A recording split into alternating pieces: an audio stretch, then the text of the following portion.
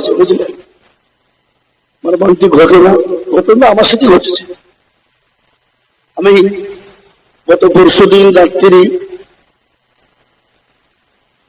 কাটা বাগানে জালসা ছিল আমার। এই কাটা বাগান ছিলেন তো, গোজদরপাড়া ওখানে। ওখানে আমি প্রোগ্রাম করি, আমার সঙ্গে আরো আমার 3-4 জন বন্ধুরা ছিলেন। ইজতেমার ময়দানে যাওয়ার জন্য রেডি। যেতে গিয়ে কিন্তু সেই দিন কিন্তু প্রচন্ড কুয়াশা, অতিরিক্ত কুয়াশা, মানে কিছু দেখা যাচ্ছিল না। যাই হোক, কারণবশত ওই কল্যাণী থানার কাছে জাগলি যে আপনার ওই যে টোল আছে, টোলে ওখানে একসঙ্গে 5-6 খান গাড়ি ব্রেক মেরেছে। আর আমারও গাড়িটা ব্রেক মেরেছে, আর ব্রেক মারার সঙ্গে সঙ্গেই ছেঁচড়ে গেছে। আর ছেঁচড়ে দিয়ে তার সামনে একটা গাড়ি ছিল, গাড়িতে লেগে যায়। তাতে আমার গাড়ি ক্ষত বিক্ষত হয়, সামনের যে গাড়িটা ছিল তারও যা ক্ষতি হয়েছে। আমি তাদেরকে বললাম যে ভাই একটা সেটেলমেন্ট করলেন। বললো যে আপনি বলুন কত দিবেন। আমার লোক ছিল তো, বললো 5-6 হাজার নেন। আমি বললাম যে না, 5-6 হাজার না, আপনি 10 হাজার টাকা নেন, কাজটা করে নিয়ে।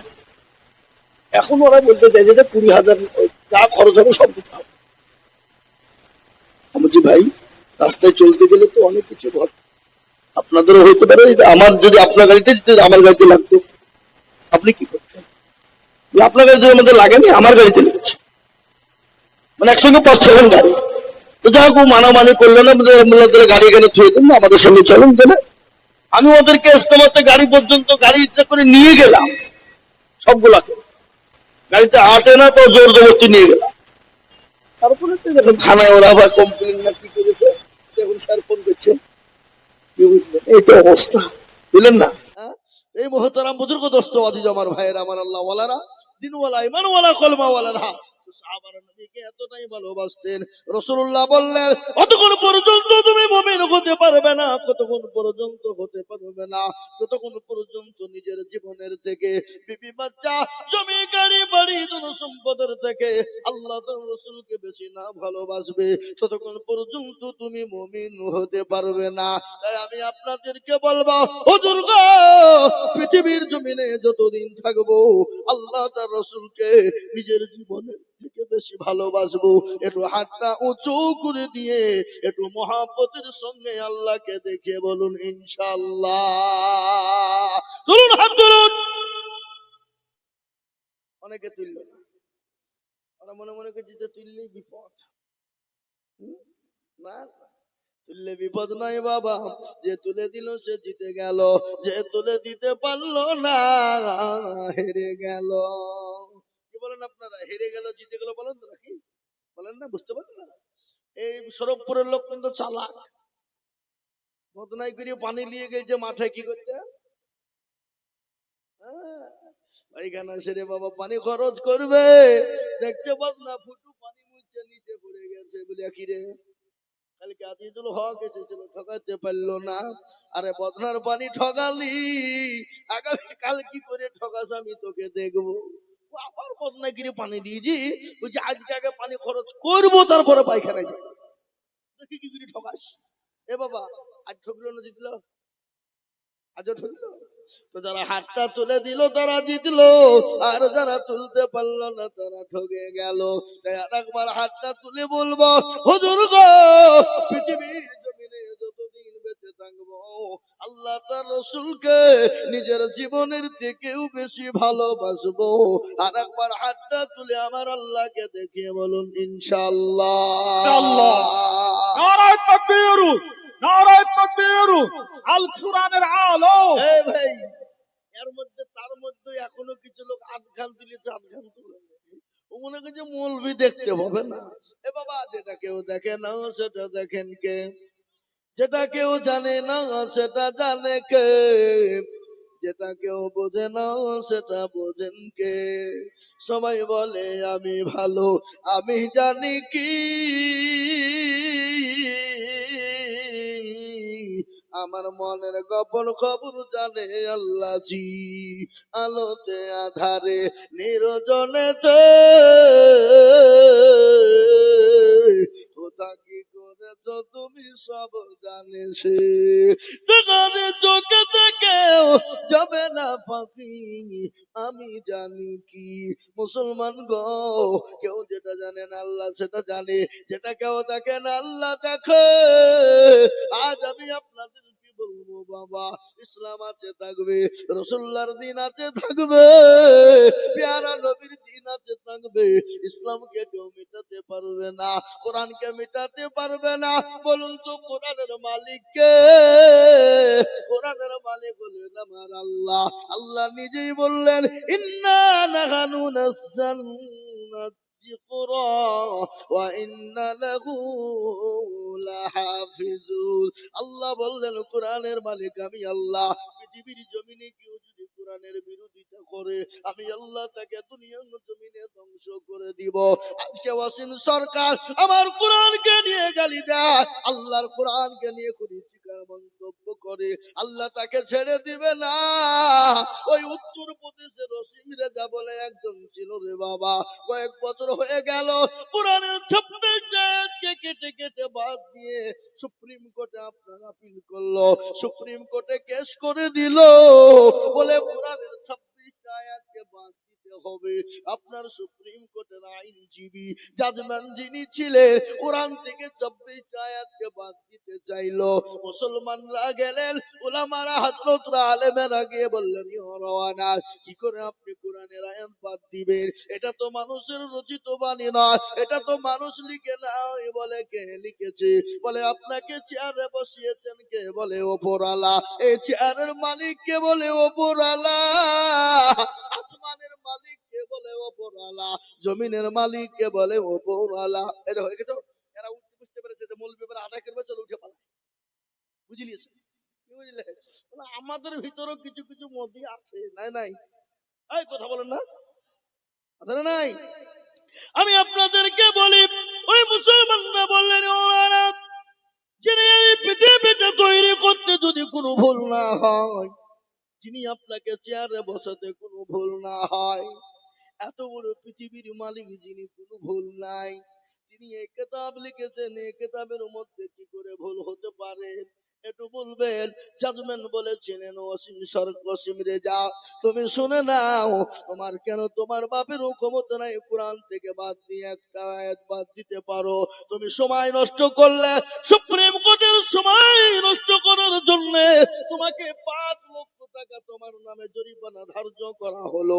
সেই ওয়াসিম রেজার অস্তিত্ব নেই, তাকে এখন কেউ চিনে না, কেউ তাকে মানে না, বাড়ির ভিতর থেকে বেরোতে পারে না। তাই আমার আল্লাহর কোরআনের সঙ্গে বেয়াদবি করবে যারা, আল্লাহ তাদেরকে দুনিয়ার জমিনে ধ্বংস করে দিবে।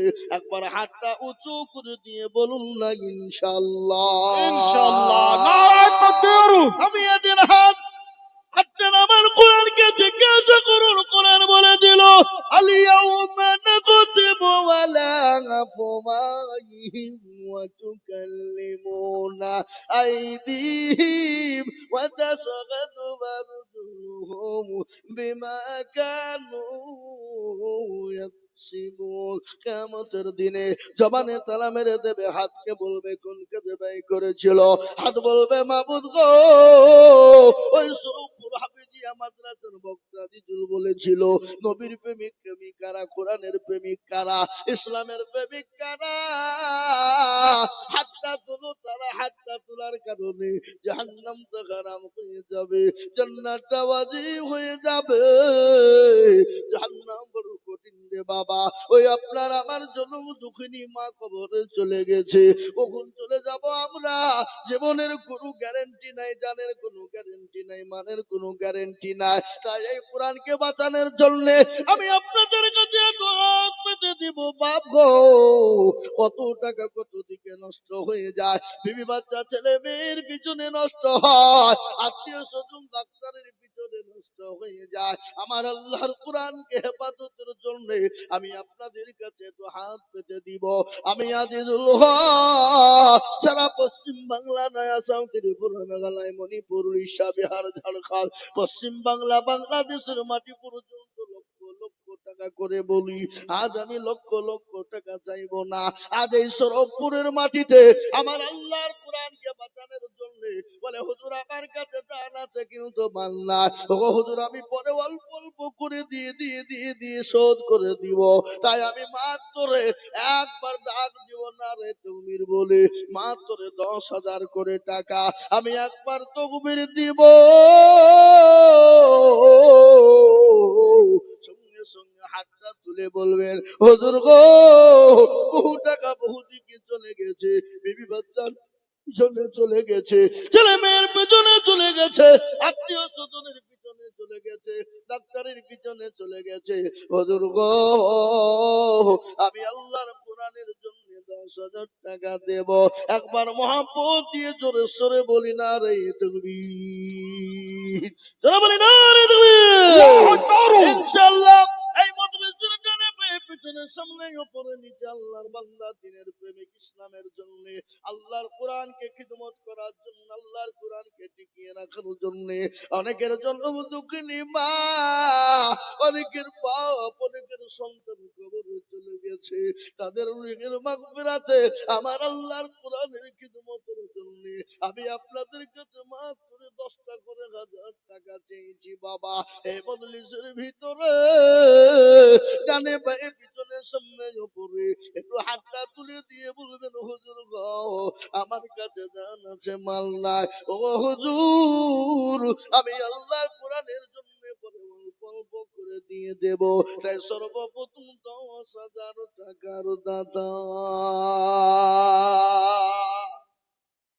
ইনশাআল্লাহ আজকে সরবপুরের মাটিতে ইনশাআল্লাহ আল্লাহর কোরআনের মহব্বতে আল্লাহর কোরআনকে টিকিয়ে রাখার জন্য ইনশাআল্লাহ সর্বপ্রথম একজন দরদি ডানে বায়ে পিছনে সামনে উপরে নিচে বাপজি ভাই মা খালা শোনা সকলকে বলবো মাত্র 10,000 টাকা দিয়ে আল্লাহর কোরআনের জন্য হাতটা উঁচু করে দেব, একজন দরদি একটু হাত তুলে দিয়ে বলুন ইনশাআল্লাহ।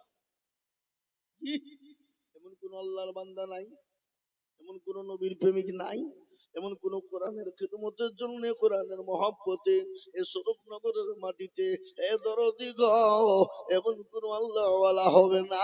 সর্বপ্রথম 10,000 টাকা দিয়ে আমার আল্লাহর কোরআনের খিদমতের জন্য একটু হাতটা উঁচু করে দিয়ে বলুন না ইনশাআল্লাহ।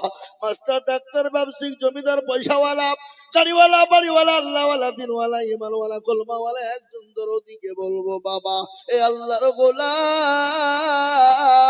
আল্লাহ রাস্তায় দিলে কোনোদিন কমে যাবে না, আল্লাহ রাস্তায় দিলে আল্লাহ বাড়িয়ে দিবে কমে যাবে না, তার আমি প্রমাণ আপনাদেরকে একটু দিয়ে দিই বাবা। মুর্শিদাবাদের মাটিতে একটা মসজিদ হবে বলে ঘোষণা হয়ে গেল, কে বলছে 80 কোটি দিব, কেউ বলে 1 কোটি দিব, কেউ বলে 1 লাখ, কেউ বলে 2 লাখ, কেউ বলে 10 লাখ, কেউ বলে 20 লাখ, কেউ বলে 50 লাখ, কেউ বলে 100 গাড়ি ইট, কেউ বলে 200 কুইন্টাল রড, কেউ বলে হাজার হাজার সিমেন্ট দিব। ওই মুসলমান এটা হলো মুসলমানদের আবেগ, এটা হলো মুসলমানদের দিল, এটা হলো মুসলমানদের অন্তর। এ বাবা আল্লাহ রাস্তায় দিলে কোনোদিন কমে যায় না, আল্লাহ রাস্তায় যত দিব আমার আল্লাহ এর বদলায় আল্লাহ মাল বাড়িয়ে দেবে। তাই আমি বলবো এই সুরপুরের মাটিতে একজন আল্লাহর বান্দা সর্বপ্রথম আল্লাহর কোরআনকে ভালোবেসে নবীর প্রেমিক মাত্র 10,000 টাকা দিয়ে বলবো হুজুর গো ডাক্তারের দোকানে বহু টাকা দিয়েছি, বিবি বাচ্চা ছেলে মেয়ে আত্মীয় স্বজন বন্ধু বান্ধব ডাক্তারের দোকানে হাজার হাজার নষ্ট করেছি, আমি আল্লাহর কোরআনের জন্য আমি ইনশাআল্লাহ আমি অল্প অল্প করে দিয়ে 10,000 টাকা শোধ করব। এমন কোন আল্লাহর গোলাম, এমন কোন নবীর প্রেমিক একজন দরদি গো একটু হাতটা উঁচু করে দিয়ে আমার আল্লাহকে দেখিয়ে দিয়ে বলি ইনশাআল্লাহ।